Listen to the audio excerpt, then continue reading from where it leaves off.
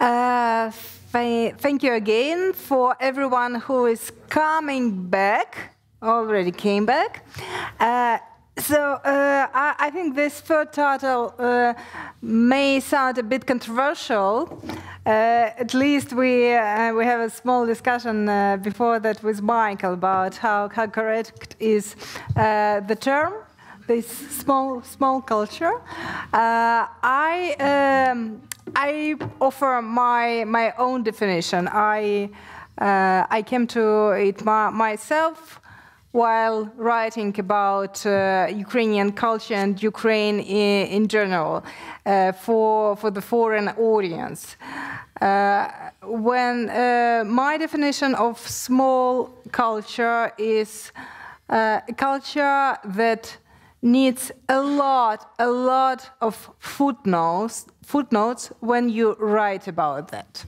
So my idea, the smaller the culture, the more footnotes you need. I once had a conversation with my editor, and actually I explained to him this phenomena. For example, if you write about France and French culture or whatever topic, but if you write and you mention, for example, Émile Zola, in your article, you don't need a footnote because, well, everybody will know what you mean. But when you mention, for example, Ivan Franko, who is Ukrainian writer, you obviously need a footnote. Moreover, in some cultures, like Ukrainian, for some persons, for some events, you need a footnote both in a text for the foreign audience and for the text for Ukrainian audience, because again, Ukrainian audience may not be aware of every important person. So when I introduce Carl-Henrik, who would be the first to open the discussion, you'll understand why he is here to talk about the topic, about how is it to be a so-called small culture in the post-imperial world. Carl-Henrik now lives in Vienna. However, coming from Sweden, and in Sweden, Carl-Henrik was editor-in-chief of literary magazine Ort und Bild. Yes, and in Vienna, he was the co-founder of the network of magazines, European magazines for culture and literature, Eurozine, which is also a publication and also a network of editors of magazines published in different European countries and in different European languages. And the idea of the project was to translate this articles from these magazines from different languages, including these so-called small languages, which demands a lot of footnotes. And Carl-Henrik is also now a program director for debates on Europe. That's an organization based in Berlin, if I'm not mistaken. So I would like you to tell about your encounter with these so-called small cultures in your work. Yes, I will try to do that as short as possible. So I was the editor of a very prominent cultural journal in Sweden. It's actually Europe's oldest cultural intellectual magazine, founded back in 1892, Ord och Bild, Word and Image. The oldest one that has been published throughout. There are some others that have been then shut down after the war. So it's a prestigious publication, and we publish some of the most prominent and most interesting and most original and most thrilling Swedish intellectuals, writers, artists, researchers, civil society profiles, whatever. However, these are, of course, in most cases, unknown names to a foreign audience. We were also very proud of introducing international great people, thinkers, philosophers, writers, to a Swedish audience by translating them. And by doing that, I realized we have this fantastic contact in the outside world, outside of the small Swedish language community. But the traffic is only going in one way. We are only introducing these foreign, very interesting, but still these foreign thinkers, artists, and so on, to a Swedish audience. It must be possible to do it the other way around as well. And this is why I engaged in this idea of founding a network, or the network has actually been existing for quite some time, but to reinvigorate that network with a very simple model on how you could make small and large cultures, if we stick to the use of those terms, knowing that they are tricky, and let them meet on an eye level. So, to describe to you at best what this Eurozine idea was then about was that you have a very small language community, a very small public sphere like the Slovenian. You have in Slovenia a journal called Sodobnost. In Slovenia, a very important literary journal. There is a text in there that we, editors and people making Eurozine, realize this is interesting not only to Slovenians, this is interesting for everyone. So that text is then identified and it's translated from Slovenian into English, published in a digital medium that Eurozine then is in English, together with the original language Slovene. Then one of the, let's say, 100 or 80 other editors in this network, sitting here in Estonia, for example, the editor of Vikaka, sees this is exactly what I'm dealing with in my next issue, and picks this text, translated, of course not from English, but from Slovenian, into Estonian, and publish it in Vikaka, and in Estonian, and in that way, another very small language community, another very small public sphere, and in that way, two formerly completely distinct public spheres have been connected via an intermediate medium and an intermediate language. And this is, some people who have looked at this model then at the beginning said that this is kind of globalizing, it's the domination of English and so on, but it's exact opposite. It's, so to say, empowering these other small languages, and this is and was the simple idea of trying to level the playing field between the big and the small cultures, because part of this exchange are, of course, also French intellectuals or English language intellectuals or German. So that's basically the idea. I will catch you now. And coming back to the Swedish period of your life, I have to note that, okay, you describe Swedish as a, one of the small languages, but on the other hand, at least in literally, well, it's very important to be translated to Swedish, because you have this powerhouse, which is Nobel Prize for literature. And have you ever, had any encounter with this? Of course, as it was easy for us also to get texts, even if they were not published elsewhere, or to have contacts with foreign authors, because we had this function. And there was this rumor going around that if you're, published in Urdu Bild, you make yourself present in the Swedish context, your chances of getting the Nobel Prize rises exponentially. And there are some proofs to that as well. Perhaps they are coincidental, but still, there were also these contacts with the Swedish Academy and so on. So this is, of course, a privileged position in that respect, and it also points to the fact, and I will come back to that then perhaps later in a second statement, that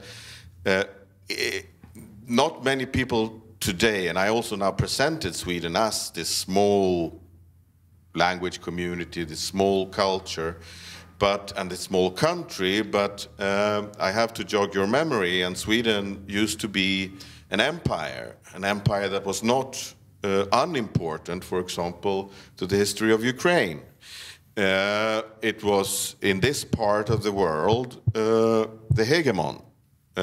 Russia was not. This was the contester of the Swedish one. And I will perhaps come back later to how that history actually went, and how it now is a kind of a blessing for Sweden, that Sweden is no longer an empire.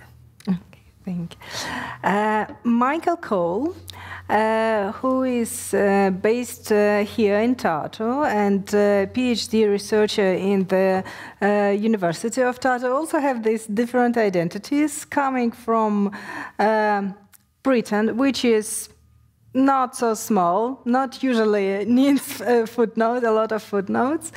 And you also have another identity. It's one is academic and another is journalism for the public broadcaster here in Estonia. And you have some experience in actually telling the world in English about Estonian culture, but also about Ukrainian culture.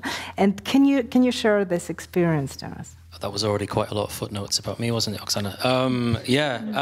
Okay, so it's complicated. So yeah, I'm from a small country outside the European Union. It's called England. But I live here in Tartu. I've lived here now for 6 years. And previously I lived in Ukraine for 4 years. I don't claim to be an expert on the culture in either of these countries, but we had this discussion before we even met about the idea of a small culture. And it's interesting that you'd say as well that Britain doesn't need footnotes. British culture is not just Mr. Bean and Ed Sheeran. There are so many things about British culture that are very diverse, very different. And I think it's the same with Ukraine, it's the same with Estonia. So on one hand, when you come here as a foreigner, you get a lot of, I would say there are two strands of Estonian culture that you're introduced to. The one is everything is super modern, super fast, super online, everything works perfectly. The other is super deep and folksy and connected to nature and tradition. But we see all of this through things like music and art. And I mean, I don't know any answers to this, but I've spent most of the last year trying to explore this through writing about it for an English audience. And trying to understand what exactly is Tartu, what exactly is South Estonia, and how you can translate that to people who've never been here, maybe who never will be here, and put it in a context they understand. I really like this phrase that Berk used before about splendid isolation and smart insularity. Is that right? So many times I've been to events in Estonia, South Estonia over the last few years, and people are like, why are you here? You're English. Like, don't you have something in England that's more interesting than this? No, like for me, this is all very interesting because the people are super talented. What they're doing is really important on not just a local level, but a national level, and also an international level. But then these are the same people you see in the supermarket or walking down the street, and they're just regular people. So this is very interesting. But even when we talk about Estonian culture, there isn't one Estonian culture. This whole Tartu 2024 Capital of Culture year is about South Estonia too. And I've been fortunate enough to go to places like Võrumaa, where they have their own dialect, their own language, their own cultures, which, by the way, have become quite well known around the world thanks to a movie by Anna Hintz called Smoke Sauna Sisterhood.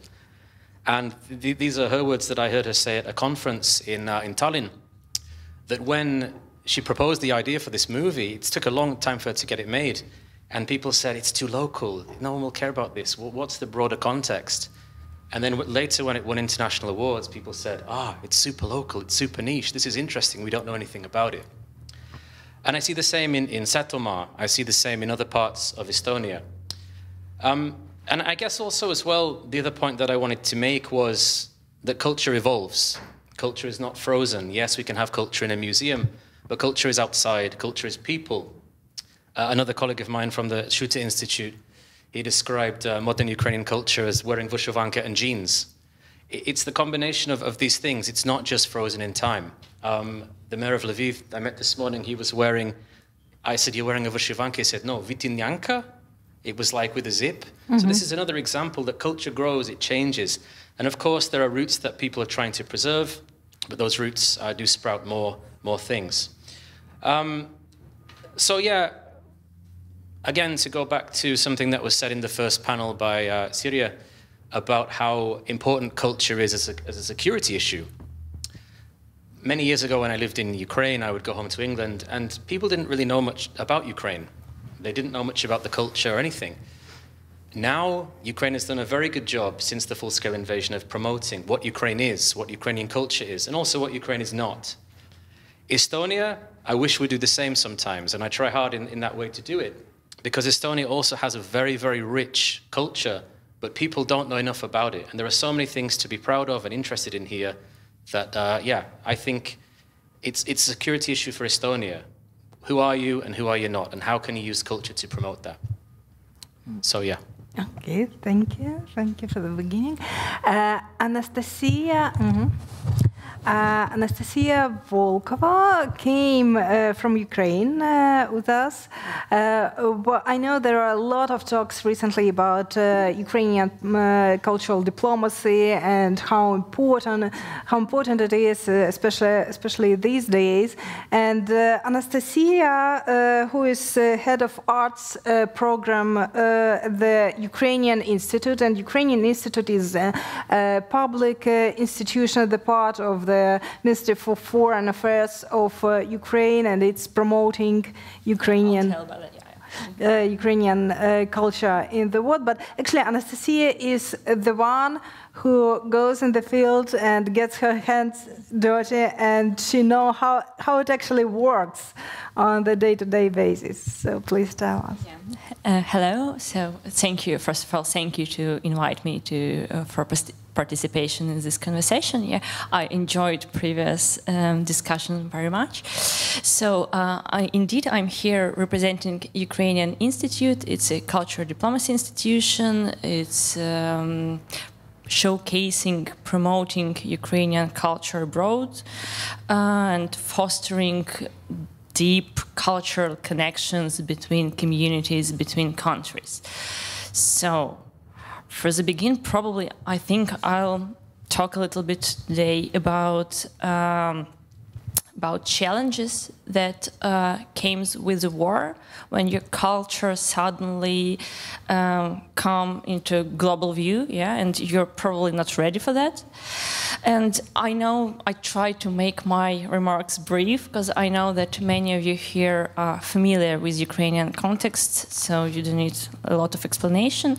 And probably I focused more about on how we as Ukrainians, as representatives of cultural sectors, experiencing this pivotal moment, yeah, in our history. Because war and actually any profound crisis like natural disaster can indeed in some moment serve as a spotlight. I mean, February 2022, suddenly major media outlets broadcasting news from Ukraine, as if our country, our part of the world, has only just been discovered. You know, it was like in 2014 when Russia occupied Crimea and parts of Lugansk and Donetsk regions, and again in 2022 with full-scale invasion, it feels like West, and sorry for the generalization, yeah, just suddenly like discovered Ukraine as a country with our own language or culture, identities, yeah, history, heritage. So scholars in trauma studies refer to this phenomenon as a traumatic geography. It's a context in which suffering brings you initial recognition. For many people around the world, the full-scale invasion became this entry point, yeah, first meeting with Ukrainian culture. And these tragic events that actually sparked unprecedented attention to Ukrainian culture. So it leads to creating numerous platforms, initiative, opportunities for Ukrainian artists, musicians, songwriters, poets, and so on. In 2022, at Ukrainian Institute, we were overwhelmed with numbers of requests to recommend, to feature Ukrainian films, performances, books. So yeah, it was across the world in countless cities. However, this being part of traumatic geography, it brings very specific attention to you. Because this interest, it hasn't arisen just because a realization of value of Ukrainian culture or its complex artistic scene, yeah. Sometimes it's driven just by solidarity, yeah, the feelings that you have to support nation under attack by force, much larger, cruel, yeah. So a lot of initiatives that, a lot of institutions that support Ukraine, not all of them, yeah, but for them matter of quality of artistic product, yeah, sorry for that word, yeah, the quality of culture, yeah, it was like a secondary concern. The main fact was the creators are from Ukraine and we support them, and that was kind of humanitarian, you know, cultural aid. So, as of now, what we have, although we encouraged to go as Ukrainian artists, yeah, we're encouraged to go beyond national level, to go to some existential, yeah, level. At the same point, we still boxed in these rigid frames of national identity. I suppose many of you here heard that, you know, Donbass is the industrial region, Odessa is a pearl near the sea, something like that, yeah.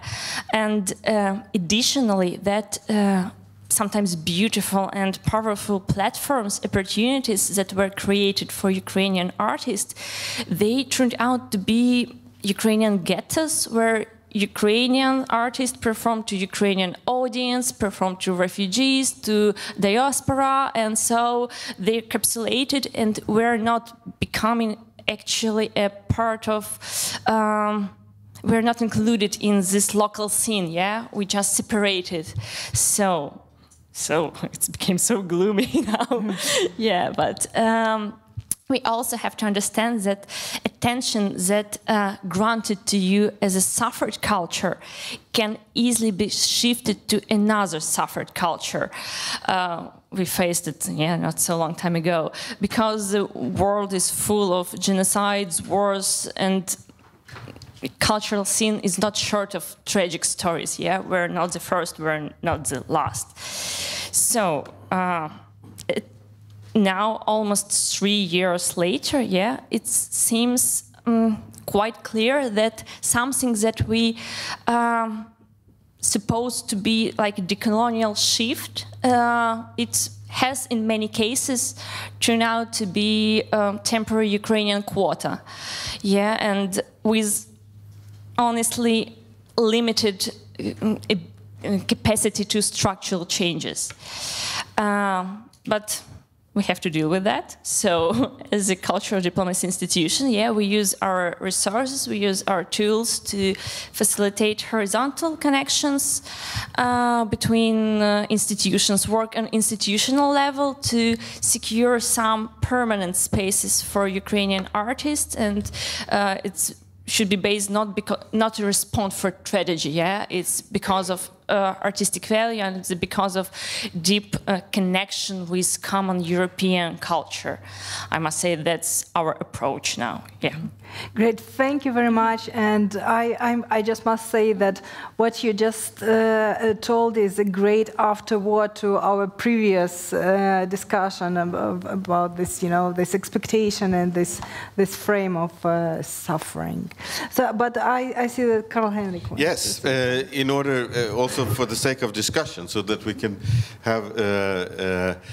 We had a very brief encounter now before, during lunch, and we decided then a little bit that I would be the good cop for once, and say that this is of course true, and I recognize that all over the place, that this expectations is about representing a tragic situation, that is, so to say, of human interest. That is, so to say, very, very often the requirement. But there are, meanwhile, so many exceptions to that, where aesthetic and artistic quality is actually not a side effect, but actually already from the start, at the beginning. And during our talks, during lunch, I mentioned the exhibition called In the Eye of the Storm, which opened for the first time in Madrid and then went on a European tour via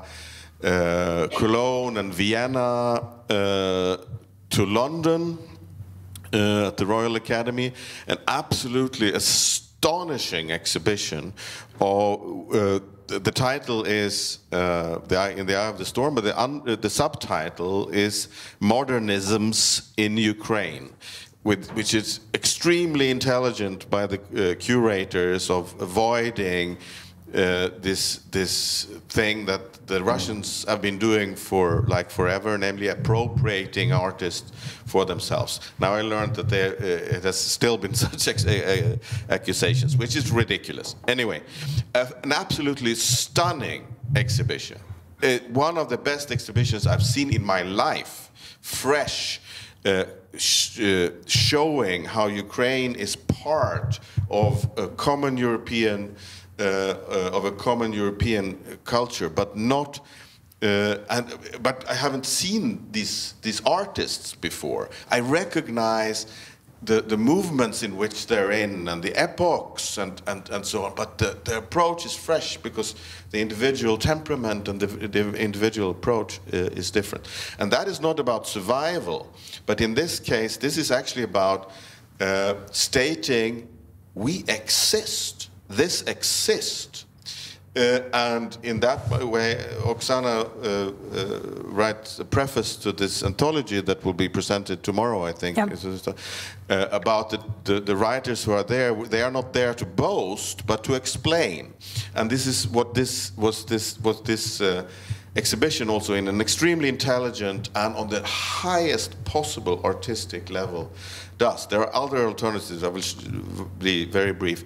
In the field of literature, which is also more my field, there is in Germany, for example, an upcoming project which is focusing on translating key works of Ukrainian writers into the German language, which are not existing anymore. I think it's called 33 books or something. I don't remember now. It's driven by the Ukrainian, meanwhile, Austrian writer Tanya Malyarchuk.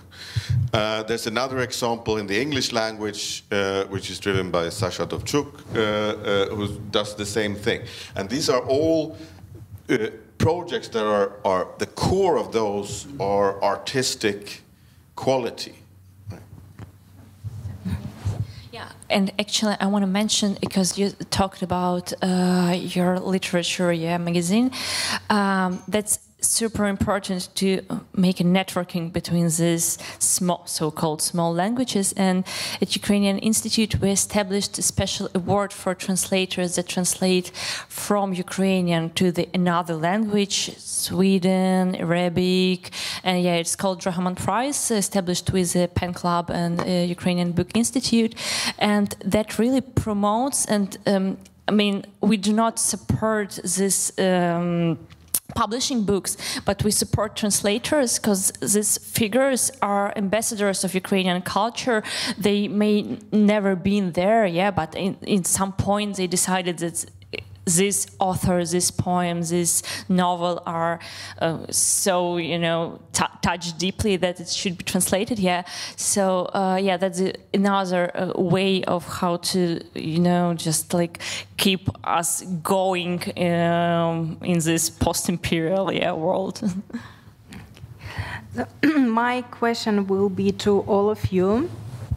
But again, Carla, Karl-Henrik, I will start with you, because you live in another post-imperial country, which used to be this big culture, but 100 years, a little bit more, 100 years ago, and not so big now. I mean, this contemporary. So, and it's still. I mean, Austria still benefits a bit on this imperial legacy, and I must also say that this imperial legacy, particularly in the case of Habsburg Empire, which was relatively liberal, sometimes cruel, instrumentalizing definitely, but still quite liberal for these small cultures. So we also benefit from this legacy because it gives us this this power of being referred to. All of you, what do you see in the modern world besides than being an empire in the past, in the past few hundred years, or being a big power, on the sea, for example? What are the way to become more visible, to need less footnotes? Me first? Mm-hmm. So I will start somewhere else. As a Swede, you're very often, this is a favorite anecdote of mine, and as a Swede, it used to be at least that, until we joined NATO. We used to be this neutral state. You were not dangerous in any way. If anything, you were a little bit naive, but you were not a threat, right? You perhaps a little stupid, a little bit unaware of the past, and so on. But I went to places, and I was always greeted in a very friendly way. The only time I've not been greeted in such a friendly way was in Kiev. I don't know if it was you and me who had a discussion in Kiev, but it was a long time ago. And there were these two guys who were, they were looking at me all the time, really in not such a friendly way. And we went out to have dinner afterwards, and they went to the same restaurant. They were not part of the, organizational teams, and they were there. And I felt a little bit disturbed. So I went up to them and said, "Have I said something wrong? Why don't you like me?" He said, "You're Swedish." The Battle of Poltava.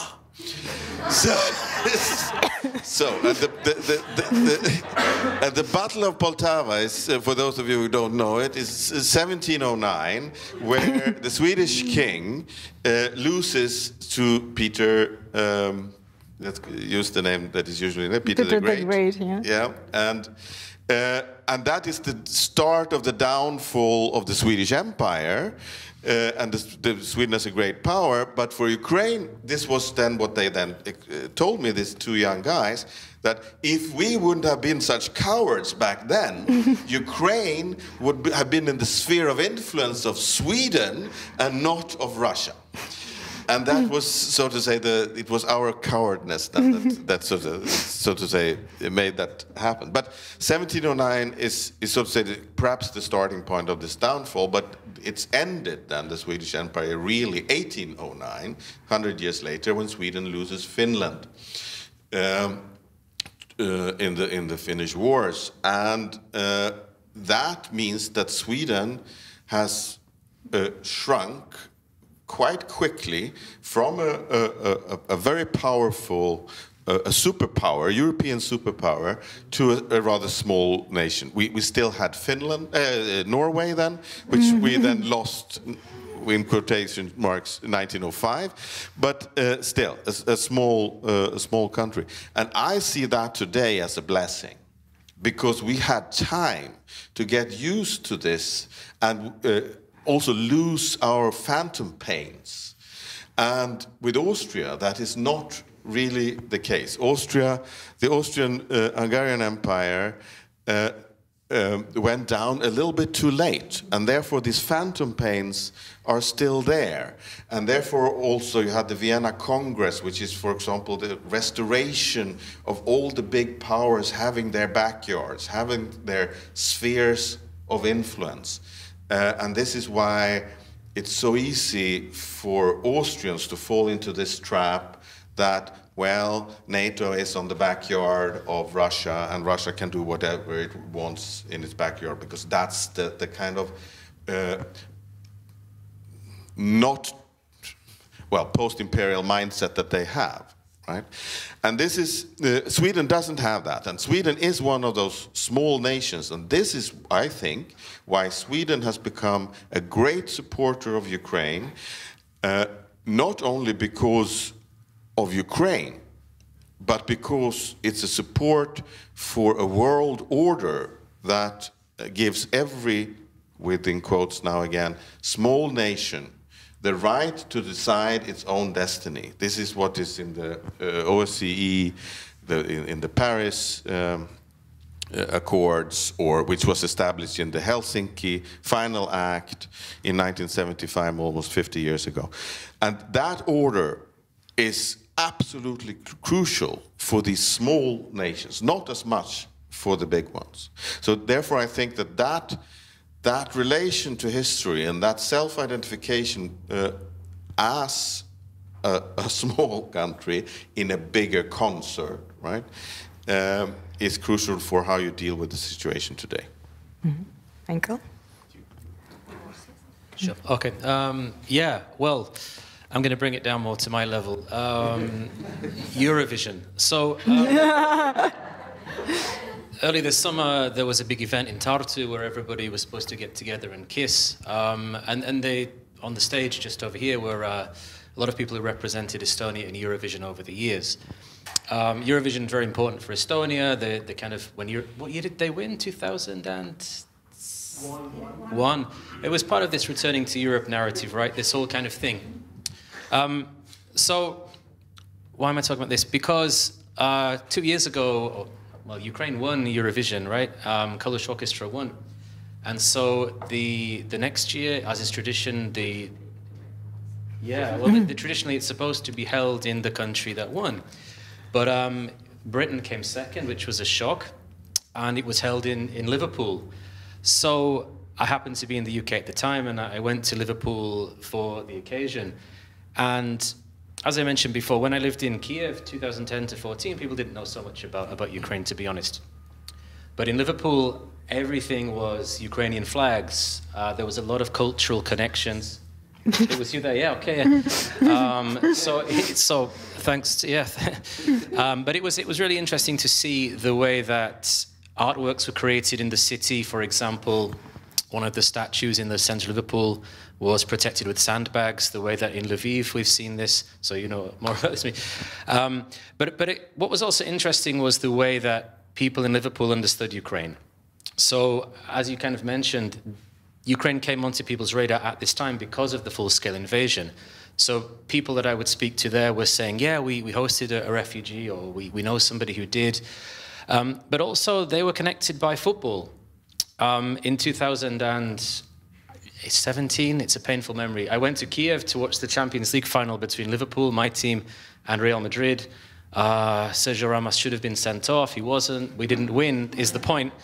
But Liverpool fans basically took over the city. It was a very strange day if anybody was there at that time. Park Shevchenko was absolutely a sea of red, and football fans and everything. But many people in Liverpool, when Eurovision was happening, were saying, oh, we remember we went there, or we saw the videos. And these connections between Ukraine and the UK, they created a sense of people knowing a bit more about it and caring a bit more about its plight. What I've observed in Estonia this year as well is the way that Estonian cultural figures have been collaborating with people from outside. In Võrumaa, in the middle of nowhere, Mari Kalkun is a very famous musician here, invited some musicians from Japan, and they've made an album together. And these guys don't even speak any. I tried to speak to some of them. We couldn't really communicate enough in English, but they made music together. And I know Mari has been to Japan and Korea and making these connections between Estonia and these far-off cultures. And there are many examples of this. So I think it's not just about high culture. I've been to this exhibition in London a few weeks ago that you mentioned. It is excellent. But I think it's also on a day-to-day level, the music people listen to when they're not, you know, when they're just in their car or whatever. This is a way to make this connection and make these so-called small cultures even more visible, I think. Thank you. I must say that it's a really warm buzz for Ukrainian Institute, because you mentioned this exhibition. We organized the public program, and with collaboration with British Council, we organized it UK-UA season, yeah, which got this grand finale, yeah, in Liverpool, actually. So, but answering, it's so pleased now. Yeah, but answering your question, and I suppose it's a sad answer, what should we do, yeah, to be more visible? We already have a war with Russia for 300 years. I think that we just need one generation that lived without war, without oppression, without genocide, without tortures, that we can just calmly establish our own institutions, raise our generation of artists. They gave them mental space, safety, you know, provide them with all normal life. Other nations have to be able to create, you know, some wave of something, yeah, cultural trend or cultural event, yeah. That's probably an answer, because now we're talking, and the whole generation of Ukrainian artists literally dying in Ukraine, in the front line, in occupation, yes, so on occupied territories. Yeah, so it feels like we just need a victory first, and then the years when we can establish our own culture and institution. Yeah. Mm-hmm.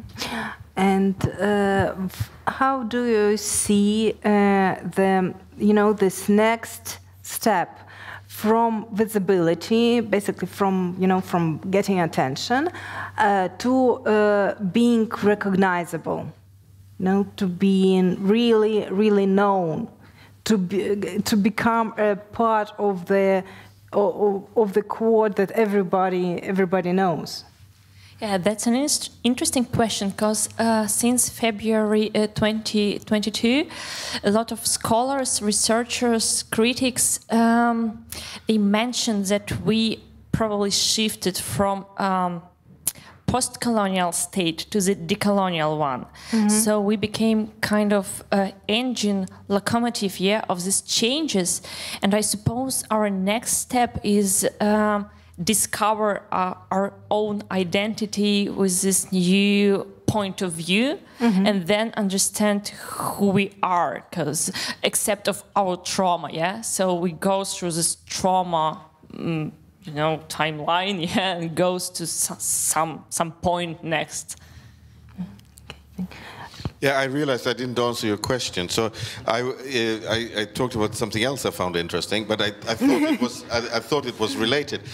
But now I will actually try to answer your question in a completely different way. Staying, though, perhaps in high culture. I told you the Eurozine story before, and I'm since a long time no longer the president or editor-in-chief of Eurozine. What I'm doing now is what you mentioned before. I'm the program director of something called Debates on Europe. And Debates on Europe is carried by two German institutions, the German Academy for Language and Literature, which is based in Darmstadt, and the S. Fischer Foundation, which is based in Berlin. And together with local partners, these two German institutions go to places where the idea of Europe is in some way or other at play, it's challenge, it's at stake. And in 2015, we made a trip that started in Minsk, and from Minsk we went via Kiev to Kharkiv. And in Kharkiv we cooperated with Shadan, who was, so to say, our local partner in Minsk with other people.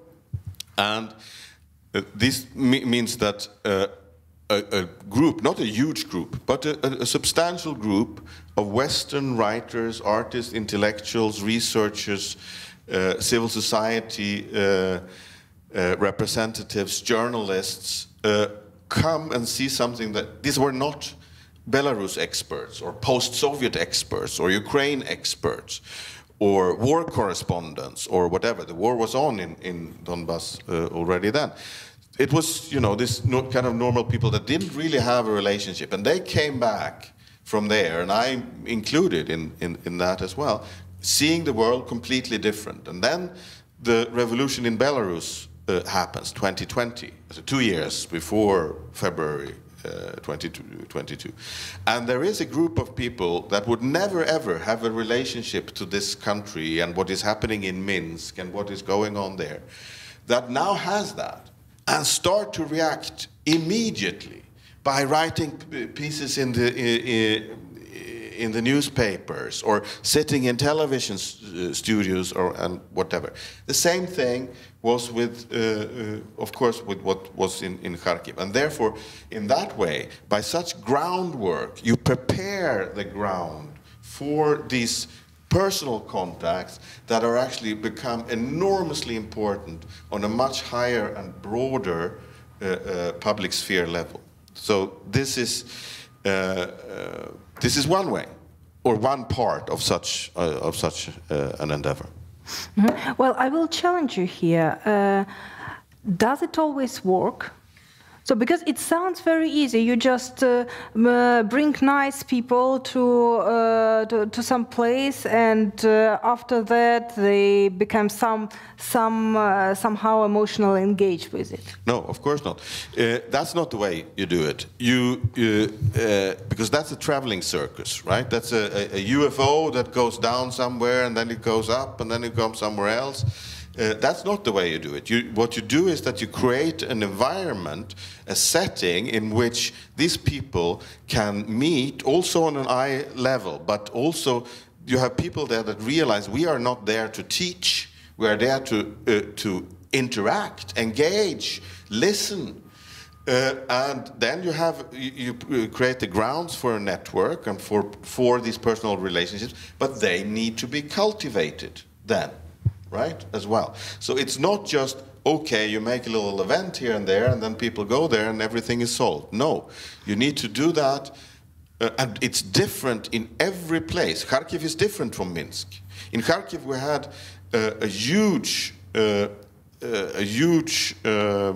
the final panel discussion was in the big auditorium of the university, a public thing. It was full there. It's the only time in my life so far I've been to a public intellectual discussion where you had armed soldiers sitting in the audience, which is a huge shock. Only that is, you know, a huge shock. The national anthem was sung both at the beginning and the ending of this thing. This is also something that I've never encountered before. So you get this thing. In Minsk, the repression was already so hard and harsh that we couldn't have any public discussions. We had to have discussions in closed facilities, in so-called safe spaces, right? So you need to do it very differently in different cases. But to answer your question very clearly, no, that doesn't always work. Mm-hmm. Michael, can you share your experience with us? How people become emotionally engaged or just intellectually engaged with, well, say, less known cultures, less known places? I don't have a quick answer for that. I think it's difficult. I agree. It is, like Carl Henrik said, I think it is about people visiting a place, having these human contacts and so on. I mean, I don't have any experience of really fostering that relationship. What I can say is that I have noticed that more and more people have been coming to Tartu. In the summer, I teach a course at the university.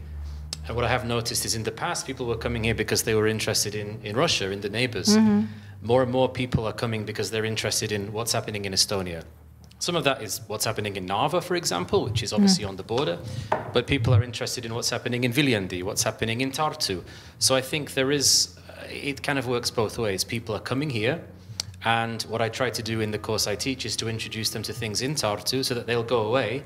Even anecdotally, that as you walk up the corridor here, you might see a strawberry sticker on the wall. This is a local artist, Cairo, who makes these. And we went to a street art gallery in Viljandi, which is a small town about an hour from here. And the students were given some free stickers. And they were all fighting over these strawberries because this was the really cool one they want.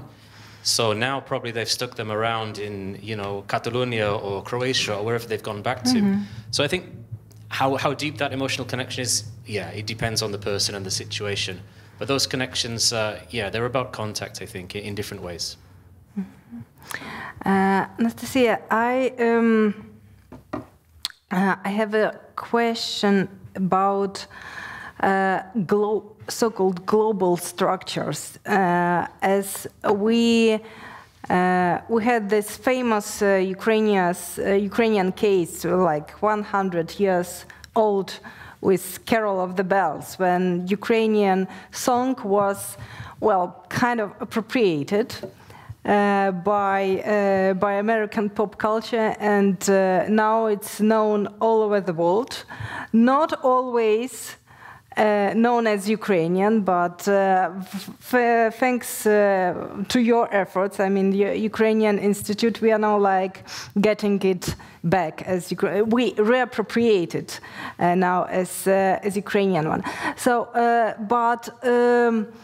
the world is more globalized now than 100 years ago. So all this mechanism, all this instrument, much more faster and efficient than back then. So is it a way for us? You know, actually, it's maybe not so fast as we think, because last week our creative director Tatiana Filevska was at Carnegie Hall, where Kashitsa performed when we performed 2022 at the anniversary, and she booked Carnegie Hall in 100 years in advance for the next anniversary of Shedrik, of Carol of the Bells. So I suppose we have some sustainability in this world. Yeah. So, but your question was, how this change? Can we use this mechanism? Can we play with these instruments? I mean, like getting engaged in this global pop culture machine. Yeah, absolutely. And Eurovision is one of great example how you can promote your culture easily by one song using these tools that exist for decades. Yeah, absolutely. And the major events and locations like Cannes Film Festival, Venice Biennale, yeah, that's also an accelerator for Ukrainian art, especially for our pavilions. Yeah, absolutely, yeah, we can use this, and I don't know what's gonna be in next century, but I suppose that Carnegie Hall will stand where it stands now, yeah. Okay, so we have about 15 minutes ahead, even a little bit more. So I think we could open the floor for the questions, for the discussion. Okay. May I start with a question? What song were you referring to? Carol of the Bells, which is Shedrik in Ukraine. All right. It's the snowman song. Okay. Thank you. Thank you. Yeah, I got it. Thank you. Thanks for educating me. But questions? Yes. My question is can you hear me? To Anastasia. I like your metaphor of kind of traveling from one culture of suffering to another culture of suffering. But, and this is, I think, has a lot to do with this post-coloniality. Do you think these spillovers have some civilizational limitations? What I have in mind is that this post-colonial solidarity does not work, frankly speaking, beyond the Euro-Atlantic world, in the global south, for example. As a practitioner, are you still trying to reach out to non-European audiences with your messages, with this kind of culture of suffering, which again has a quite clear post-colonial background, but it's not that evident for people in Indonesia, in India, in Brazil. So is it still worthwhile to keep trying? Absolutely, and that's what we discovered for ourselves and for Ukrainian Institute after the full-scale invasion. We was so oriented on the European scene that we wasn't particularly represented in the other regions. So now we've got 3 new divisions, I don't know how to call it. We got some new geography department that covers Latin America, cover India, Indonesia, Africa. So, and we know our messages, and we know that we got a lot of common in especially post-colonial dimension. Yeah, we suffered from different different colonial, yes, past, but we still got a lot of similar patterns how to go through that. So yeah, it's definitely worse and it works, but it's a long way. I mean, we can see result maybe in decades. May I just say something to that as well, because it's not only state organized efforts in this direction as well. As you might remember, when Vika Amelina was killed in Kramatorsk, she was there with a group of Latin American journalists. Natalia Humenyuk has worked on different continents, in Africa and in Latin America, with these efforts as well. And I had some little insight into some of these things. And in almost all of these cases, it works, because it also established this personal relationships, and they become advocates of a cause because they see that it's a just cause, because the perspective is shifting. The reason why Africa or Indonesia or you know, in Asia or in Latin America have this idea that as the U.S. is the colonial power, right? It's the global colonial power, and Russia is against U.S. That means that it cannot be put into this pattern of colonial, while it's clear for everyone who looks into it and sees to it that Russia's war on Ukraine is a colonial war, right? And when that becomes clear, then one can also, these journalists or whatever it can be, can describe that to a local opinion, and that would work. It's extremely difficult and a tedious work, but still, there are several of these initiatives. If you allow me also a small comment, thank you. It was super interesting, your discussion. Probably just a small comment in a change of perspective, which might be helpful for especially what you said, Anastasia. I think it's good. I mean, honestly, the so-called Western or civilized countries, or whatever that means, by the way, it's interesting to say that they have an established cultural whatever values. I think it's quite important to look a little bit behind, because I mean the fall of the wall and the end of the Iron Curtain, that gave, honestly, on a German perspective, the first time to look into the Eastern world. It was just it was an Iron Curtain. So, and naturally, Germany looks at Eastern Germany. It's a language barrier. I mean, we have a little bit more than just to say it's an established culture or not. Plus also, and this I would say is in general, I mean, we face a common development the last, let's say, 40, 50 years, 60 years. Depends where we look in, of course, but we face a little bit. So also in Germany or in France or UK or whatever, the internal discussion has changed. The look beyond your own small cultural background has changed. And I'm just like to mention it because I think it's I mean, you haven't said it, but as none of the cultures is homogene, and there's a discourse, and this discourse that is super important to recognize or to learn or to be curious or interested in something beyond my own small city or my country. This is something we can do all together, and we need all do together and not just wait for A and B.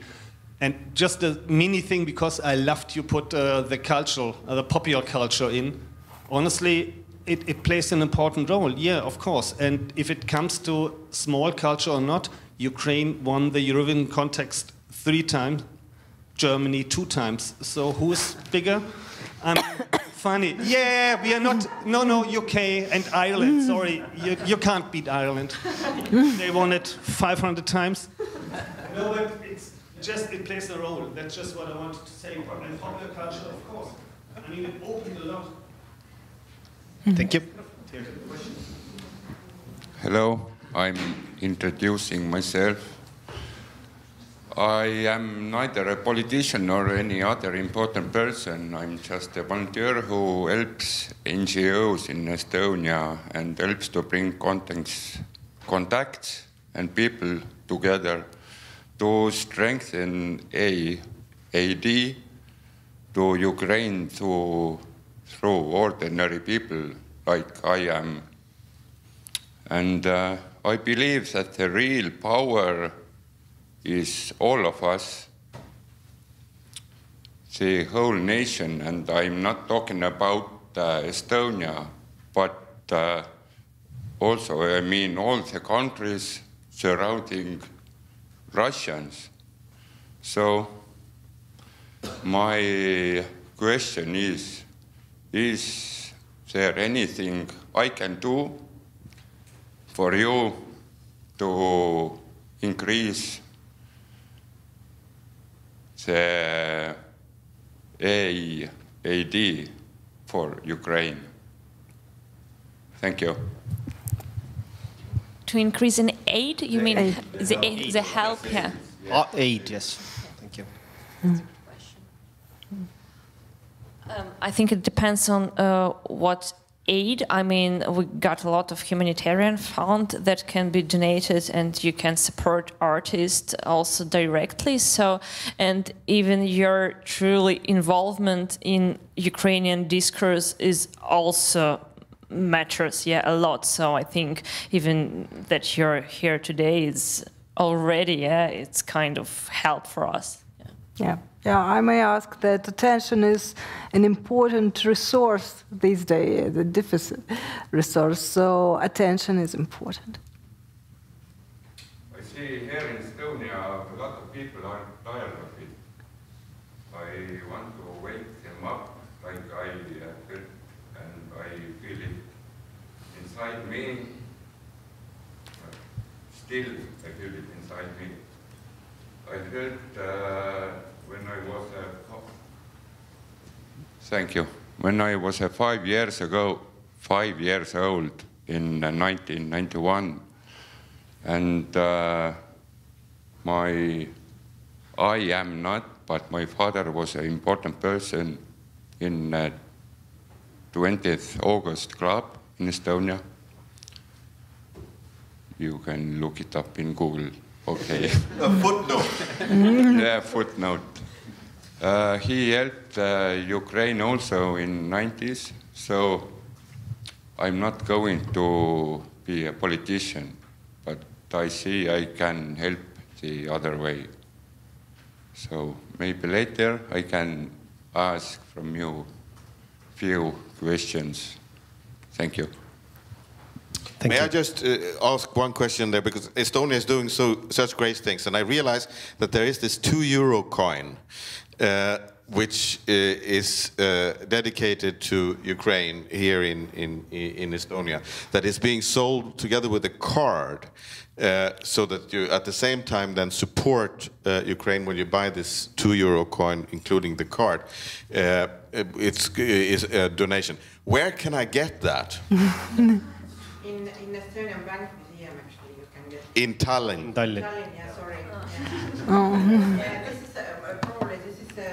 is probably from Art Academy. Ukrainian student have made this, and I think you can buy. We bought it from the Museum of Estonian Bank.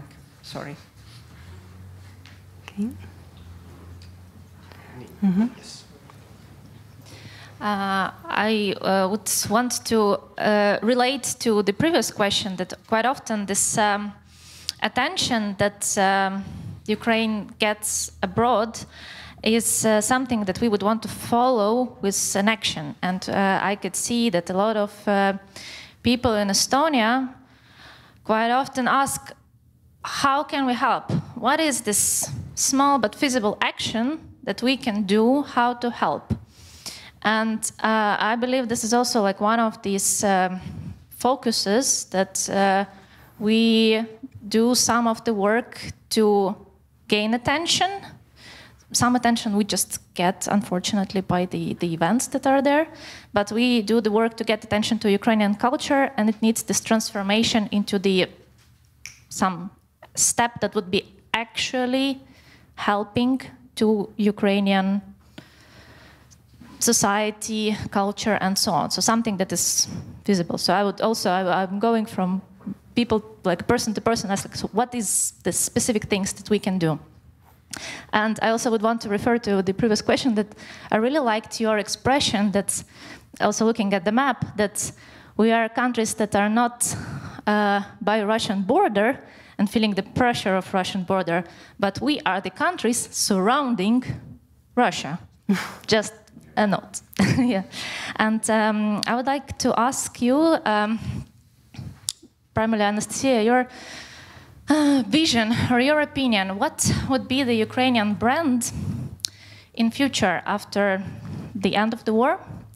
We had the, let's say, different key points or key focuses. There were more of the, let's say, the influenced by the Soviet propaganda. There was the attempts to establish our own brand through very simple elements of culture.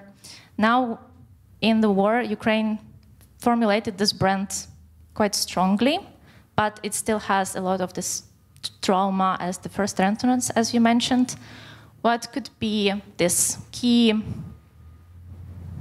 I don't know, the vision, or what could be this brand? What could be the keywords? What could be the face? What is the next line, trajectory of it? Yeah, thank you. Honestly, I've got no idea, because it really depends on how war ends.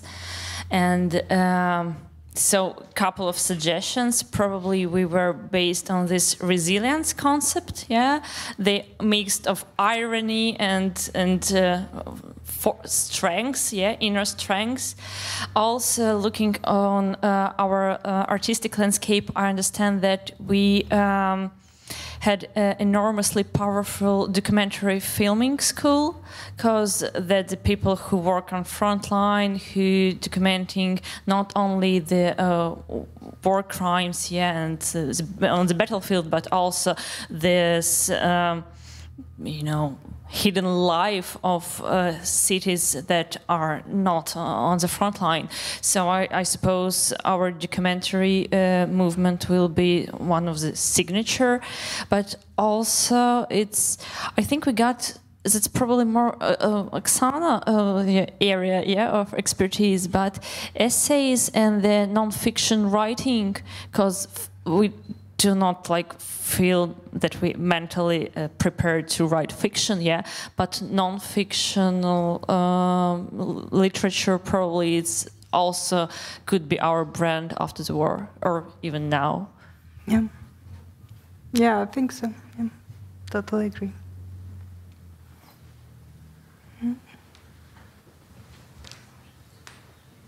So, any questions? I will sing one song about 400 years, and I think what Ukraine now learn, Ukraine learn, we never trust to Russian our freedom, and we can live without weapon. We always must be ready. It's what we learned for these 400 years. And the song is... А вже років 400 я козак в неволі, понад Дніпром ходить, викликає долю. Гей, гей, веде доли із води, визволь мене, серденько, із біди, визволь мене, серденько, із біди.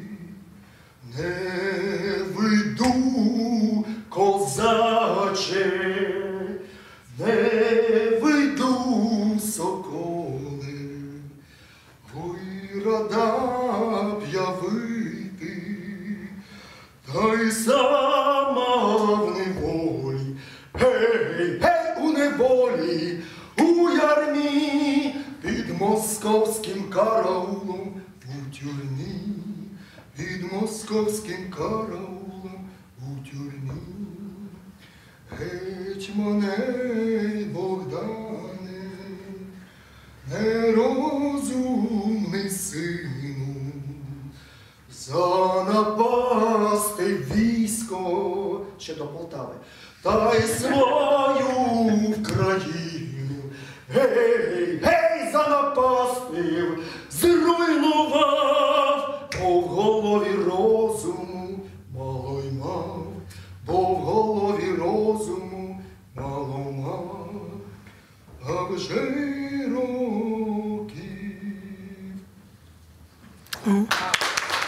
Thank you.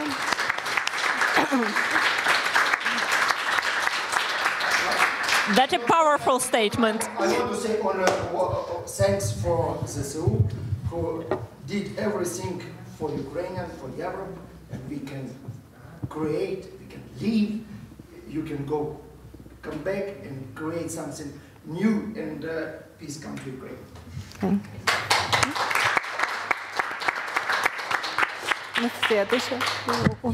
I want to say that it's a powerful statement here, you know, just singing, Thank you so much, I enjoyed. Yes, I must say that we had several discussions that the first kind of quota, you know, for our discussion. Thank you very much.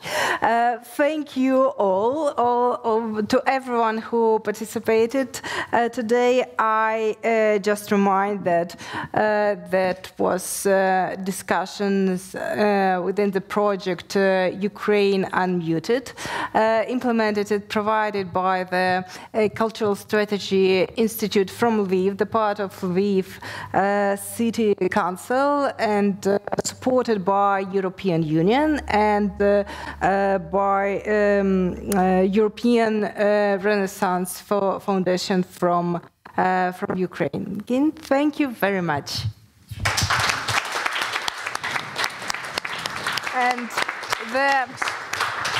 The most thanks goes to our hosts here in Tartu. Ernie, thank you very much. That was a great job. Thank you, Oksana. Thank you, all speakers and guests. I guess this is the moment to also say see you for our viewers online. Support Ukraine. Have a good day. Thank you.